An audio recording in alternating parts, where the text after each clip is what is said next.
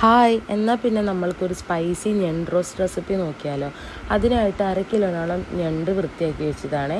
ഇനി എങ്ങനെയാണ് നമുക്ക് മസാല ഉണ്ടാക്കാൻ നോക്കാം. ഒരു ചട്ടി ചൂടാകുമ്പോൾ ആവശ്യമായ വെളിച്ചെണ്ണ ഒഴിച്ച് അതിലോട്ട് 1/2 ടീസ്പൂണോളം പെരിഞ്ജീരകം ഇട്ട് അതൊന്ന് പൊട്ടി വരുമ്പോൾ ആവശ്യമായ മല്ലിപ്പൊടിയാണ് ആദ്യം ചേർത്ത് കൊടുക്കണേ.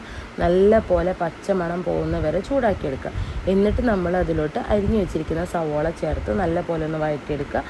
അതിലോട്ട് പിന്നീട് കീറി വെച്ച പച്ചമുളകും ചതച്ച് വെച്ചിരിക്കുന്ന ഇഞ്ചി വെളുത്തുള്ളിയും ആവശ്യത്തിന് ഉപ്പും ചേർത്ത് എല്ലാം കൂടെ നല്ല വാടണ വരെ വെയിറ്റ് ചെയ്യാം.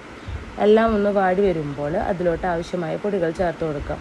ആദ്യം തന്നെ മുളക് പൊടി, 1/4 ടീസ്പൂണോളം മഞ്ഞൾപ്പൊടി, 1 ടീസ്പൂണോളം കുരുമുളക് പൊടി എന്നിവ ചേർത്ത് നല്ല പോലെ മൂത്ത് വരുമ്പോൾ അതിലേക്ക് നമ്മൾ അരിഞ്ഞു വെച്ചിരിക്കുന്ന തക്കാളി കൂടി ചേർത്ത് കൊടുക്കാം. ഇവയെല്ലാം നല്ല പോലെ വഴറ്റിയെടുക്കുക. അതിനുശേഷം നമ്മൾ വഴണ്ട് വരുമ്പോൾ അതിലോട്ട് നമ്മൾ ഞണ്ടിട്ട് കൊടുക്കുക.